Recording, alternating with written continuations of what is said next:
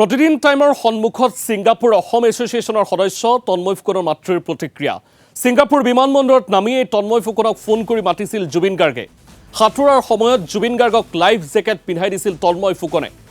আৰু দ্বিতীয়বাৰ জুবিনে লাইফ জেকেট খুলি পেলাইছিল বুলি মন্তব্য তন্ময় ফুকনৰ মাতৃৰ। ইতিমধ্যে ছিংগাপুৰ আৰক্ষীয়ে জব্দ কৰিছে তন্ময় ফুকনৰ মোবাইল ফোন, যাৰ বাবে বৰ্তমান পুত্ৰৰ সৈতে যোগাযোগ কৰিব পৰা নাই মাতৃয়ে। সমগ্ৰ ঘটনাৰ ন্যায় বিচাৰিছে মৰিয়নিৰ বাসগৃহত থকা তন্ময় ফুকনৰ মাতৃয়ে। মাতৃয়ে কি কৈছিল এই মুহূৰ্তত শুনাই ল'ব বিচাৰিম।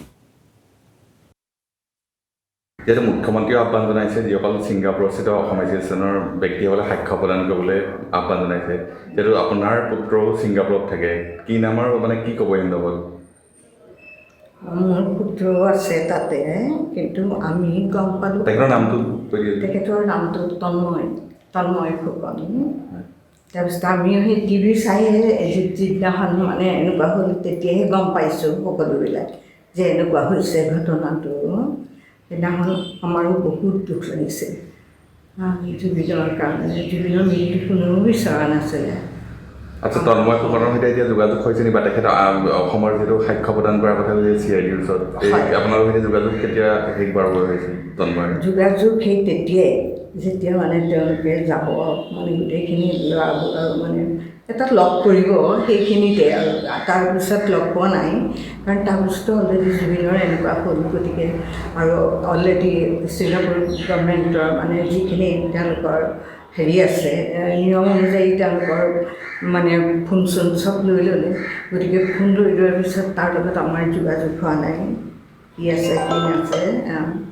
তাৰপিছতে আৰু যিহেতু আপুনি মাতৃ হিচাপে কি আহ্বান জনাব তন্ময় ফুকনক, যে তেখেতে সাক্ষ্য প্ৰদান কৰাটো বিচাৰে, কি ক'ব এইবাৰ? তেওঁলোকক যদি তাক দিয়ে সাক্ষ্য প্ৰদান কৰিবলৈ, তেওঁলোকৰ গভৰ্ণমেণ্টে নিশ্চয় দিব।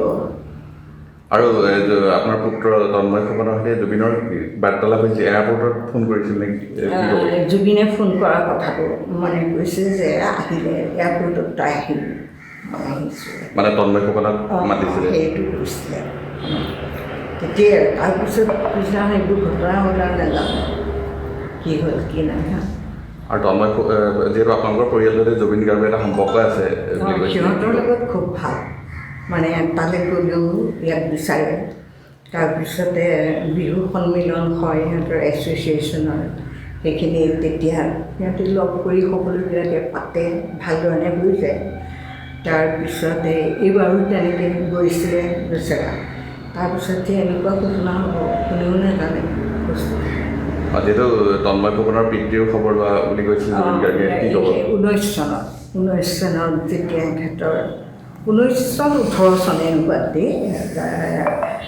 এখেতৰ যেতিয়া অসুখ হৈছিলে, নেম কেয়াৰত আছিলে, তেতিয়া জুবিন আৰু তেওঁৰ লগৰ কিছুমান গৈ পেলাই তেতিয়া এখেতৰ খবৰটো লৈছিল।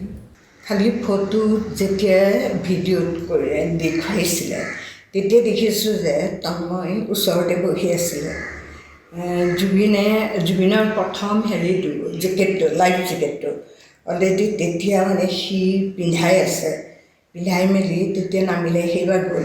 তাৰ পিছৰ বাৰ সি আকৌ পিন্ধাবলৈ চেষ্টা কৰিছে, কিন্তু জুবিনে হাতখন এৰুৱাই দিছে।